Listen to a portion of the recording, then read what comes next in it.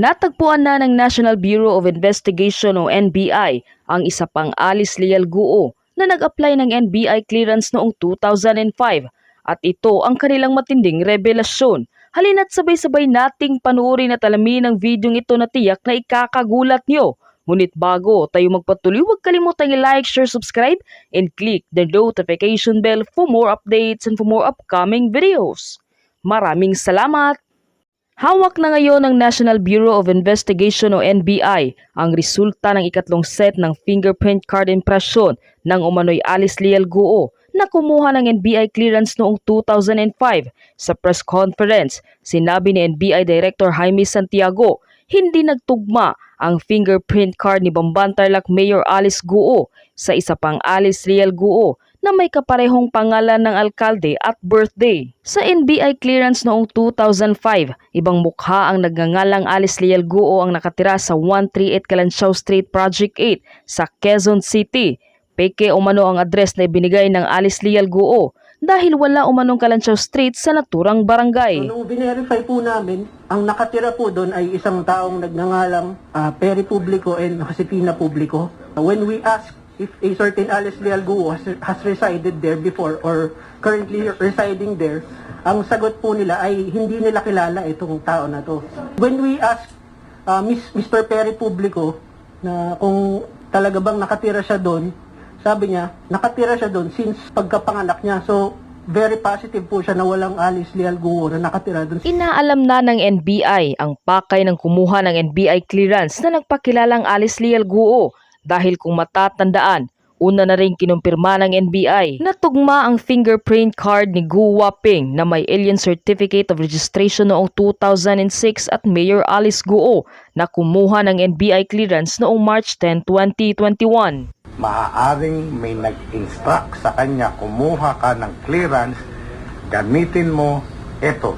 Alice Guo, born on July 12, 1986, pinanganak ka sa Tablac. O, bayaran kita ng 20,000, kuha ka.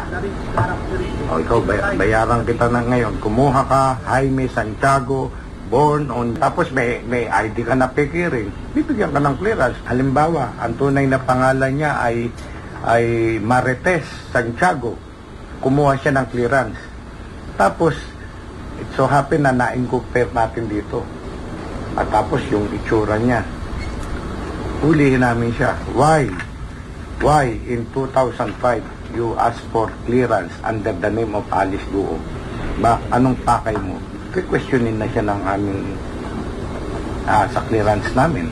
Hinikayat rin ng ilang mambabatas na dumalo sa pagdinig ang isa pang Alice Leal Guo na nakatira sa Quezon City. Kinonsidera rin ng NBI na magbibigay sila ng pabuya para sa makapagtuturo sa kinaroroonan ng gumamit na pangalan na Alice Leal Guo. Samantala sa pamamagitan ng finger matching, natukoy rin ng NBI na ang kapatid ni Bamban-Tarlac Mayor Alice Guo na si Wesley Guo ay isang Chinese na may pangalang Guo Xiangjian. Ayon kay Senator Win Gatchalian, sinuri ng NBI ang kanilang biometric records at ang records ng Board of Investments o BOI tungkol kay Wesley at Zhang Dian. Ito ay nakalista na anak ni Wen Yilin sa tala ng BOI. Matatandaan ring si Wen Yilin ang Chinese na sinasabing tunay na ina ni Mayor Alice Guo. Pumasok umano sa Pilipinas ang kapatid ng alkalde noong 1999 para kay Senator Win Gatchalian.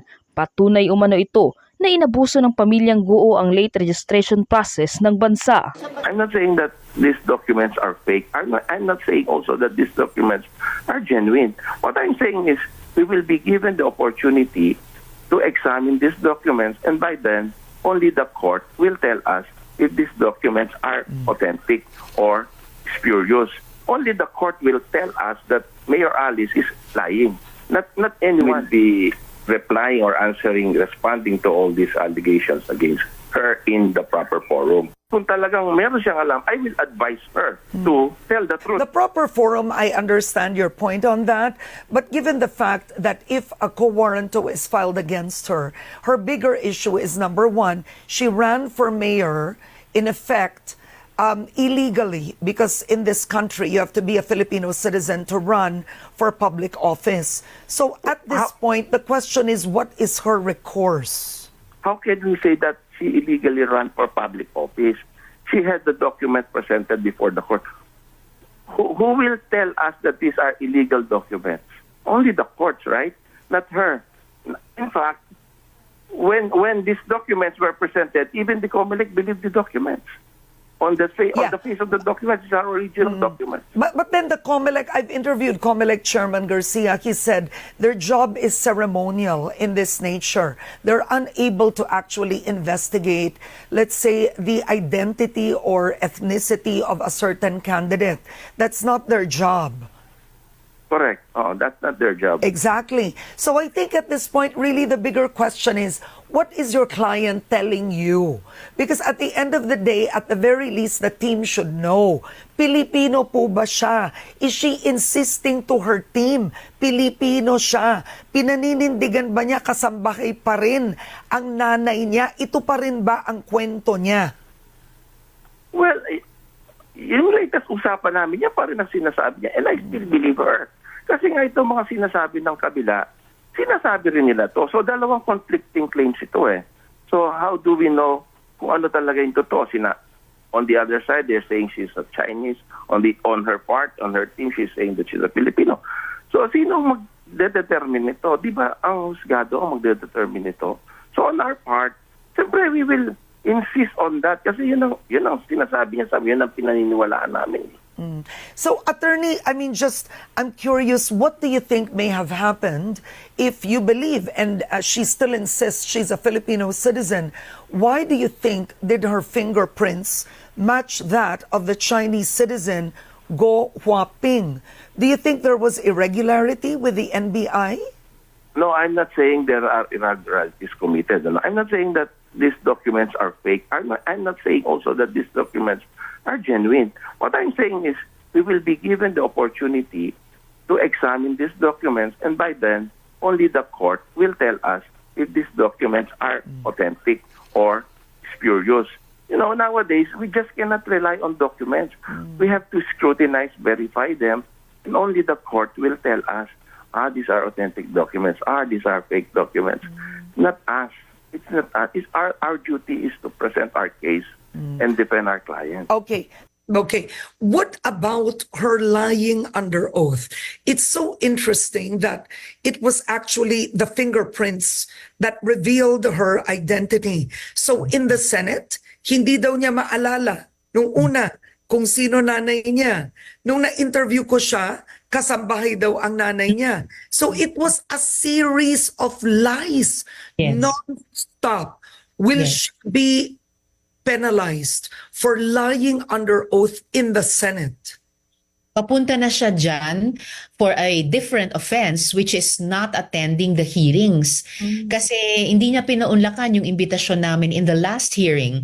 So the committee subpoenaed her, as well as the seem to be other members of her family, her known father, her known mother, 3 known siblings, and actually a quite long list of other personalities na inimbita namin at hindi sumipot. Kaugnay man nung Pogo Hub sa Bamban or kahit sa Porac, Pampanga. And pag hindi pa rin niya sinunod yung subpoena, then and as I warned her, I will cite her in contempt. At dapat alam niya, kapag na-cite siya in contempt, ay posible siyang ma-detain na sa Senado.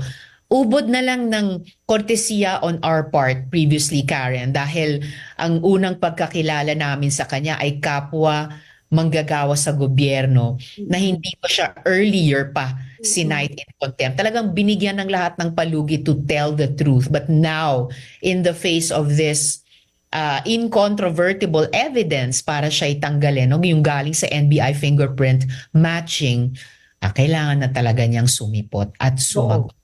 But clearly, she is a foreign national. She lied about her nationality, her ethnicity, and she ran against the law. Yes. She apparently, she or her father initially committed identity theft. Hindi lang dun sa kaso ng mga Pinay na inilista ng walang kamalay-malay bilang co-incorporators dun sa Pogo Hub sa Bamban. Pero Guo Huaping has been shown by the NBI to be not a Filipino national, sa pagka-paniwala namin isang Chinong national, anak ng dalawang Chinong magulang, nagkunwaring Pilipino para proteksyonan, isulong at proteksyonan ang Pogo at yung iba't ibang mga krimen na ginawa under cover of the Pogo. Kasi actually deporting her would be favorable to her. Right, right. That's why tinanong ko sa DOJ kay Yusek T ng Interagency Council Against Trafficking, hindi siya makakakuha lang ng free pass, Karen, through a deportation to whichever country she'll be deported back to. Pag convict siya dito at pag nasentensyahan, she will have to serve her time here in the Philippines first. Okay. Now, do you have information on where she is, Senator? Because this might end up to be another Apollo Kibuloy. Somebody in hiding. Wag dapat So as far as we know also from the Bureau of Immigration, hindi siya umaalis sa bansa mula nung ilabas nila yung immigration lookout bulletin order. Unfortunately, it seems na yung dalawang magulang niya ay una nang umalis bago i-issue yung ILBO. Pero as far as we know, Mayor Alice Guo or Guo Huaping and her siblings as well are still in the country. Kaya walang dahilan na hindi siya makasipot in person sa susunod na pagdinig. Thank you for joining us. Medyo maraming nagulantang and there are pros and there are anti dun sa idea na maaaring gawing star witness itong si Alice Guo because I think the reason or rationale behind is that baka siya yung linchpin dito sa mga Pogo operations, not only in Bamban but in other areas as well. Can you explain to us kung bakit po ninyo naisip yung idea na maging star witness itong si Alice Guo? Peter, ako iiwan ko na lang sa mga abogado natin sa gobyerno kung pwede siya maging star witness. Dahil yan ay technical in aspect at very legal in aspect yan. Pero naniniwala ako na si Alice Guo alam niya itong negosyo ng Pogo. At alam niya rin yung mga personalidad na involved dito sa Pogo. At alam niya rin itong mga sindikato na nag-ooperate dito sa Pogo. Dahil kung titignan natin yung mga dokumento sa Bamban, mga partner niya ay mga sindikato, may mga warrant of arrest na sa ibang bansa at yung iba nga nakulong na at partner niya dito sa Bamban Pogo Hub. At natuklasan din namin sa mga executive session briefing na malaki yung perang nakukuha niya sa iba't ibang sources. At hindi lang pinag-uusapan natin dito milyon o daan milyon. Malaki ang pera, bilyon ang pera na pinag-uusapan natin. Kaya ibig sabihin meron siyang connection sa mga taong may pera. Ibig sabihin meron siyang connection sa mga taong marunong mag-operate ng ganitong Pogo. At siya ang nagbukas ng pinto para makapasok sila dito sa ating bansa. At doon sa on the case of Porac, nakita rin namin na meron din siyang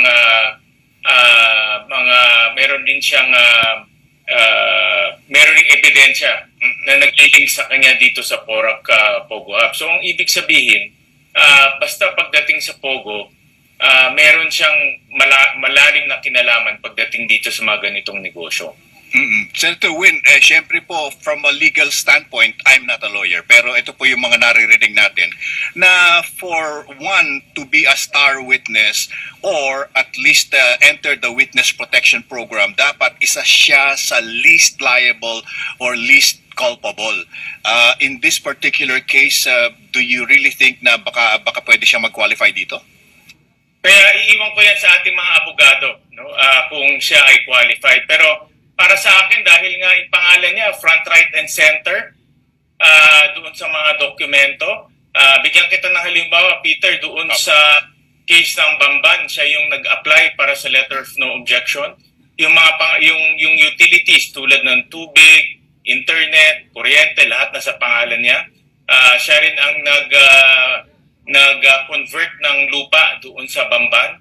Kaya in my opinion and observation doon sa mga dokumento, hindi siya pwedeng maging list dahil siya yung naging facilitator nitong itong Pogo Hub sa Bamban. Pero alam ko rin na marami siyang alam, no? Tungkol sa personalidad. At yan ang dapat natin makuha rin sa kanya. Senator, ako po medyo nagtataka lang kung paano mangyayari kung siya po ay magiging star witness. Bilang marami pong kaso ang i-file sa kanya, ano? Kapag po ba siya ay nag-file, una, syempre, maapektuhan yung mga cases na yan. Hindi po ba yan magbibigay ng strong evidence towards her guilt kung siya po ay maging star witness dahil meron siyang impormasyon na pwedeng maibigay? Sa mga pag-aaral namin at consult ako sa mga abogado at government lawyers natin. Tama si Peter na dapat least guilty siya. Hindi ko kasi nakikitang least guilty siya dahil doon sa mga dokumento na nakita namin, siya yung nag-apply. In fact, siya yung nag-trigger para makapasok itong Pogo Hub sa Bamban. So, kaya parang nakikita ko na ang nakikita ko, siya yung nagbigay daan para makapasok itong Pogo Hub sa Bamban through her, magaling siya magtagalog so siguro nakakausap niya itong mga local officials at nakita naman natin na marunong rin siya sa mga pasikot-sikot ng ating proseso. So nakapasok siya sa local government of Bamban at nakuha niya yung mga dokumento kaya nga nakapagpatayo ng ganitong kalaking pasilidad sa Bamban. So ang importante lang ay tuloy-tuloy yung pag-file ng kaso sa kanya para lumabasin yung information. No? Kasi importante na hindi lang siya yung ating makasuhan kung hindi yung iba pang nasa likod. Dahil naniniwala ako marami pang nasa likod nito. Siya ay isa lang sa mga sindikato na banggit ng PAOK. Of course, hindi nila masabi mga pangalan under investigation pa right now. Pero base doon sa mga information, isa lang siya sa maraming mga personalidad na sa likod nitong mga Pogo na nag-ooperate sa atin. Opo. And if papayag po siya na or i-allow po siya na maging star witness, di po ba may nangyayari dyan na kapag pumayag sila, admission, magiging lesser crime o lesser offense ang ipapataw sa kanila? Will that also apply, Senator? I have to consult yung mga government lawyers natin at iiwan ko sa kanila yan. Very technical yan and very legal, no? And of course, may mga complication na dapat rin tignan kasi ang daming kaso Hindi lang natin pinag-uusapan yung human trafficking case. Pinag-uusapan rin natin dito yung co-warranto case, may tax evasion case pa dahil merong ino-audit ang BIR ngayon. Hindi ka mag-connect yung kita niya at saka yung kanyang lifestyle.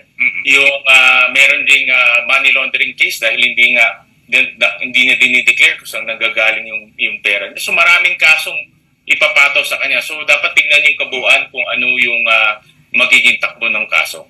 Senator Win, so July 10 daw magre-resume yung hearings on Pogo sa committee ni Senator Risa, no, and of which you're a big part of. Ang tanong ng marami, so meron na po bang whole departure order para kay Mayor Alice Go? Meron na, or watch list lang ba siya? Kasi baka biglang pagdating ng July 10, wala na siya. Base doon sa disclosure ng Bureau of Immigration, last hearing, nandito pa siya sa Pilipinas at yung ibang mga personalidad nandito pa. Pero ang pagkaalam ko, nasa watchlist siya. Pero baka ma-upgrade into a whole departure order kasi may final ng kaso. So we have to get an update pa sa Bureau of Immigration kung ano yung status niya. But as of last hearing, nandito pa siya at meron siyang may watchlist na nakapataw sa kanya.